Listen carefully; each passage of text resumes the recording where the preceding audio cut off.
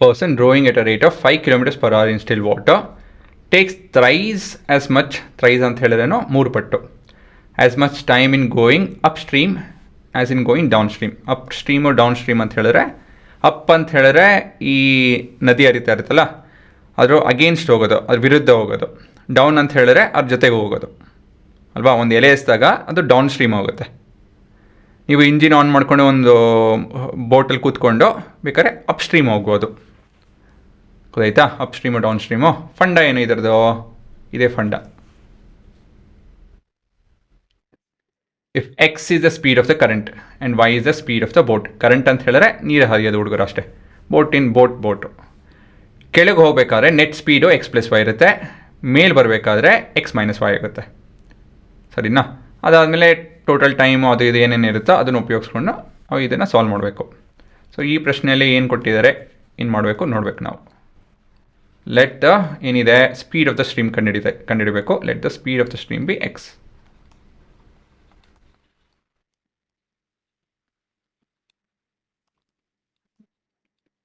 ಅಲ್ವಾ. ದೆನ್ ಏನು ಕೊಟ್ಟಿದ್ದಾರೆ, given speed of boat in still water. Speed of boat in still water. Still water ಅಂತ ಹೇಳಿದ್ರೆ ಒಂದು ಕೆರೆ ಇದ್ದಂಗೆ, ನೀರು ಆ ಕಡೆನೂ ಹೋಗಲ್ಲ ಈ ಕಡೆನೂ ಹೋಗಲ್ಲ, ಅಲ್ಲೇ ಇರುತ್ತೆ. 5 ಕಿಲೋಮೀಟರ್ ಪರ್ ಅವರ್. ಸ್ಟಿಲ್ ಅಂತ ಹೇಳಿದ್ರೆ ಕೂತಿರೋದು, ಸುಮ್ಮನೆ ಅಲ್ಲಾಡದೇ ಇರೋದು, ಸರಿನಾ.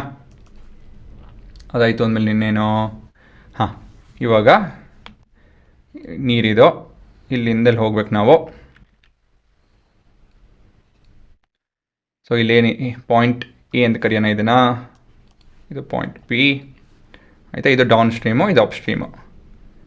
ಸೊ ಇಲ್ಲೇನು ಕೊಟ್ಟಿದ್ದಾರೆ ಅಂತ ಹೇಳಿದ್ರೆ, ಮೇಲೆ ಹೋಗ್ಬೇಕಾದ್ರೆ, ಇವಾಗ ಕೆಳಗೆ ಹೋಗ್ಬೇಕಾದ್ರೆ ಟೈಮ್ ಟಿ ತೊಗೊಂತು ಅಂತ ಹೇಳಿದ್ರೆ, ಮೇಲೆ ಹೋಗ್ಬೇಕಾದ್ರೆ 3t ತೊಗೊಳುತ್ತೆ. ಮತ್ತು ಡಿಸ್ಟೆನ್ಸು 40 ಕಿಲೋಮೀಟರ್ಸು, ಇದು ಕೂಡ 40 ಕಿಲೋಮೀಟರ್ಸ್ ಇದೇ ಕೊಟ್ಟಿರೋದು. ನೋಡ್ಕೊಳ್ಳಿ ಒಂದ್ಸತಿ ಪ್ರಶ್ನೆ ಓದಿ. A person rowing at a rate of 5 kilometers per hour, ಸರಿ ಇದೆ. In still water takes thrice as much time in going 40 kilometers upstream. Common sense ಇವೆಲ್ಲ. ಕೆಳಗೆ ಹೋಗೋದು ಸುಲಭ, ಮೇಲೆ ಬರೋದು ಕಷ್ಟ. ಅದೇ ಸ್ಪೀಡಲ್ಲಿ, ಇದೇ ಸ್ಪೀಡಲ್ಲಿ. ಅಫ್ಕೋರ್ಸ್ ನೀವು ಇಂಜಿನ್ ದೊಡ್ಡದಾಗಿ ಹಾಕ್ಕೊಂಡು ಹೋಗ್ತೀನಿ ಅಂತ ಹೇಳಿದ್ರೆ ಅದು ಬೇರೆ ಕತೆ. ಅದೇ ಇಂಜಿನಲ್ಲಿ ಅದೇ ರೇಟಲ್ಲಿ ಇದೇ ಒಂದು ನದಿಯಲ್ಲಿ ಕೆಳಗೆ ಬೇಗ ಹೋಗ್ತೀರಾ, ಮೇಲೆ ನಿಧಾನಕ್ಕೆ ಬರ್ತೀರಾ. ಹಾಗಾಗಿ ಟೈಮ್ ಹೆಚ್ಚು ತೊಗೊಳುತ್ತೆ, ಸರಿನಾ. ಆ ಕಾಮನ್ ಸೆನ್ಸ್ ಎಲ್ಲ ಉಪಯೋಗಿಸ್ಕೊಂಡು, ಆ ಬುದ್ಧಿವಂತಿಕೆ ಉಪಯೋಗಿಸ್ಕೊಂಡು ಮಾಡ್ಬೇಕು ಕೆಲಸಗಳನ್ನ ನೀವು, ಅಲ್ವಾ. ಓಕೆ, ವರ್ಕಿಂಗ್ ಏನಿವಾಗ ಹೇಗೆ ಮಾಡೋದು ಇದನ್ನು? Speed is equal to distance by time. So ಇಲ್ಲಿ ಯಾವ ಫಾರ್ಮುಲಾ ಉಪಯೋಗಿಸ್ತಾ ಇದ್ದೀವಿ? Time is equal to distance by speed ಉಪಯೋಗಿಸ್ತಾ ಇದ್ದೀವಿ, ಅಲ್ವಾ. ಅದೊಂದು. ಅದು ಬಿಟ್ಟರೆ ನೆಕ್ಸ್ಟು ಕೇಸ್ ಡೌನ್ ಸ್ಟ್ರೀಮ್ ಮತ್ತು upstream. Case down stream.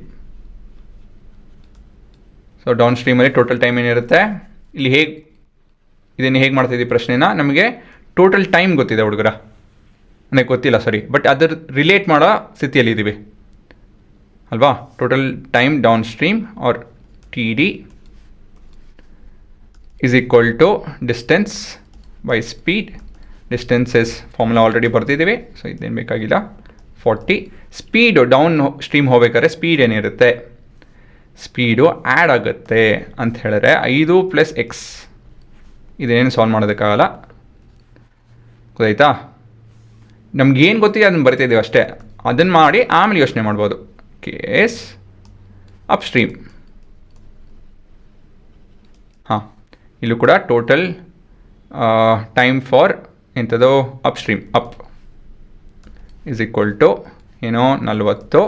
Up ಅಂತ ಹೇಳಿದ್ರೆ ಸಪ್ರಾಕ್ಟ್ ಆಗುತ್ತೆ, ಅಗೇನ್ಸ್ಟ್ ದ ಸ್ಟ್ರೀಮ್ ಅಲ್ವಾ, ಸಪ್ರಾಕ್ಟ್ ಆಗುತ್ತೆ, ಸರಿನಾ. ಆದರೆ ಇಲ್ಲೇನು ಕೊಟ್ಟಿದ್ದಾರೆ, ಮತ್ತೊಂದು ಇನ್ಫಾರ್ಮೇಷನ್ ಕೊಟ್ಟಿದ್ದಾರೆ ಅಂತ ಹೇಳಿದ್ರೆ, time for upstream is equal to 3 times the time for downstream. ಹುಡುಗರ ಇಲ್ಲಿ ಎಷ್ಟು ಅನ್ನೋನು ಇದೀರಾ? ಒಂದು ಅನ್ನೋನು. ಎಷ್ಟು ಈಕ್ವೇಷನ್ ಬೇಕು? ಒಂದು ಈಕ್ವೇಷನ್ ಬೇಕು ಅಂತ ಹೇಳಿದ್ರೆ, ಎಡಗಡೆನೋ ಬಲಗಡೆನೋ ಒಂದು ಎಕ್ಸ್ಪ್ರೆಷನ್ ಇರಬೇಕು. ಅದರಲ್ಲಿ ನಿಮಗೆ ವ್ಯಾಲ್ಯೂಸು ವೇರಿಯೇಬಲ್ಸ್ ಏನೋ ಇರಬೇಕಾಗುತ್ತೆ.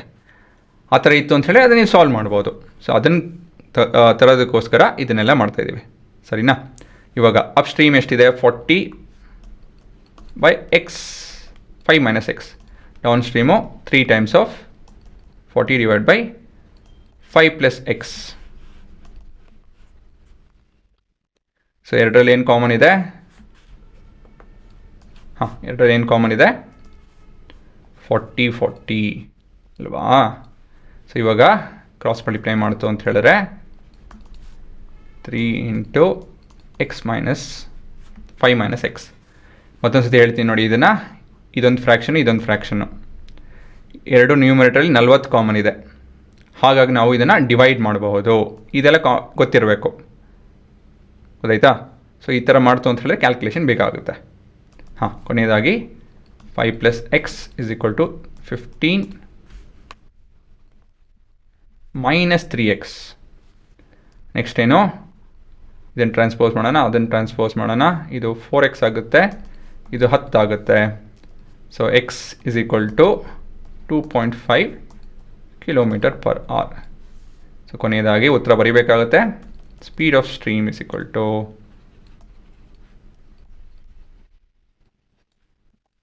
2.5 km/h. ಇಲ್ಲಿ ಮುಖ್ಯವಾಗಿ ಏನು ನೋಡ್ತಾ ಇದ್ದೀವಿ? ಈ ಚಿತ್ರ ಮತ್ತು ಈ ವ್ಯಾಲ್ಯೂಸು ಡೌನ್ ಸ್ಟ್ರೀಮ್ ಮತ್ತು ಅಪ್ ಸ್ಟ್ರೀಮು ಇದು ರಿಲೇಟ್ ಮಾಡೋದಂಥದ್ದು ಸ್ಥಿತಿಯಲ್ಲಿತ್ತು ಅಂತ ಹೇಳಿದ್ರೆ ನಿಮ್ಮ ಕೆಲಸ ಆದಂಗೆ, ಗೊತ್ತಾಯ್ತಾ? ಸೊ ಈ ಚಿತ್ರ ಅರ್ಥ ಮಾಡ್ಕೊಳ್ಳಿ, ಏನು ಕಷ್ಟ ಏನಿಲ್ಲ.